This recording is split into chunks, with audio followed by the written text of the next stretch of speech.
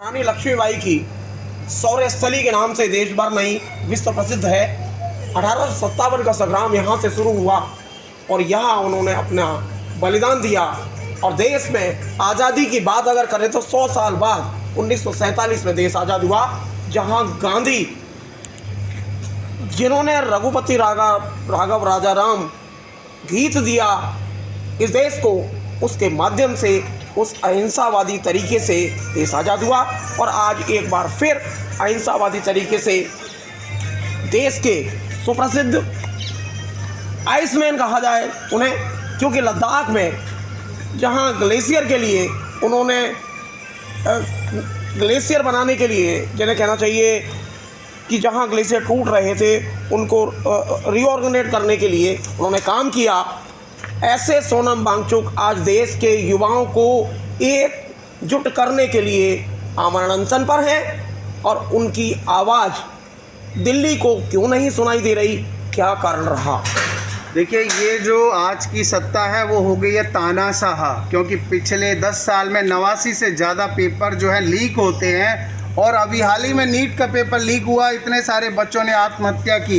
ये आत्महत्या नहीं है, ये हत्या है दरअसल। और उसके बाद भी जो है धर्मेंद्र प्रधान जो है इस्तीफा नहीं दे रहे। और सोनम वांगचुक जी जो बात कर रहे हैं शिक्षा को बचाने की कर रहे हैं, किसके लिए कर रहे हैं? पूरे देश के सिस्टम को बचाने के लिए, शिक्षा को बचाने के लिए, बच्चों के भविष्य को बचाने के लिए सोनम जी बात कर रहे हैं। और आज जो है सरकार टस से मस नहीं हो रही है। 18 दिन उनको भूख हड़ताल के हो गया, उनकी जान जो है जोखिम में है इस समय। और हम लोगों ने इसी वजह से आज क्रांति का दीप, अहिंसा का दीप, गांधी जी का दीप प्रार्थना के माध्यम से गांधी हाउस पर आज प्रार्थना की गई इसी बात को लेकर कि ईश्वर जो है सोनम वांगचुक जी की जीवन की रक्षा करे और धर्मेंद्र प्रधान इस्तीफा दे, इसको लेकर ये प्रार्थना की गई।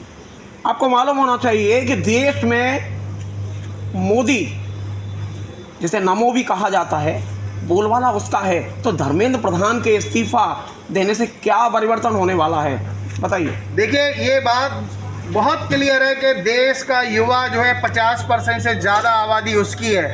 देश में कई सारे लोग आए, आक्रामक आए, अंग्रेज आए, सब चले गए। और देश का संविधान जो है युवाओं को बहुत बड़ी ताकत देता है। जानो कितनी सत्ताएं आई ऐसी और चली गई। युवा जानता है अपने संविधान के अधिकार को, अहिंसा के मार्ग को। आप बात घुमा रहे हैं, मैंने बात की कि ये तो एक 52 बत्तों में जी जो प्रधानमंत्री मोदी जी का मंत्रिमंडल है उसमें से एक पत्ता है धर्मेंद्र प्रधान जी। तो आप इस्तीफा मोदी का क्यों नहीं मांगते? मोदी जाएंगे तो परिवर्तन आएगा, धर्मेंद्र प्रधान के जाने से कोई परिवर्तन मुझे समझ में नहीं आता। देखिए, अभी जो मुद्दा है, करंट का मुद्दा है, बच्चों का जो मुद्दा है वो शिक्षा का है, नीट पेपर लीक का है और बच्चों ने जो आत्महत्या की है उसका है। तो आज जो है धर्मेंद्र प्रधान की रिस्पॉन्सिबिलिटी है कि वो जो है इस्तीफा दें। और धर्मेंद्र प्रधान का इस्तीफा होकर रहेगा, धर्मेंद्र प्रधान का होगा पहले, फिर बाद में अगर नहीं सुधार हुआ, सत्ता में अहंकार रहा, हिटलरशाही रही, तानाशाही रही, तो इनको भी इस्तीफा देना पड़ेगा। मतलब ये कि कॉकरोच जनता पार्टी जो ऑनलाइन जन्मी है वो केवल धर्मेंद्र प्रधान को निशाना बना रही है, सत्ता को नहीं। बिल्कुल, सत्ता से कोई मतलब नहीं। हम चाहते हैं धर्मेंद्र प्रधान इस्तीफा दें, शिक्षा में सुधार हो, शिक्षा जो है देश की अच्छी बने, बेहतर बने, इसके प्रयास है। मतलब मोदी जी चाहते हैं कि मोदी जी जो कर रहे हैं वो अच्छा है। देखिए, मोदी जी जो कर रहे हैं वो सबको पता है किस तरह का है, क्या क्या हुआ है। आज मुद्दा है शिक्षा जो व्यवस्था खराब हो गई है, बच्चों का जो भविष्य खराब हो रहा है उसको बचाने का। सबसे पहले हमारा मुद्दा आज का है धर्मेंद्र प्रधान इस्तीफा दें और धर्मेंद्र प्रधान को इस्तीफा देना पड़ेगा। धर्मेंद्र प्रधान इस्तीफा दो, धर्मेंद्र प्रधान इस्तीफा दो, धर्मेंद्र प्रधान इस्तीफा दो।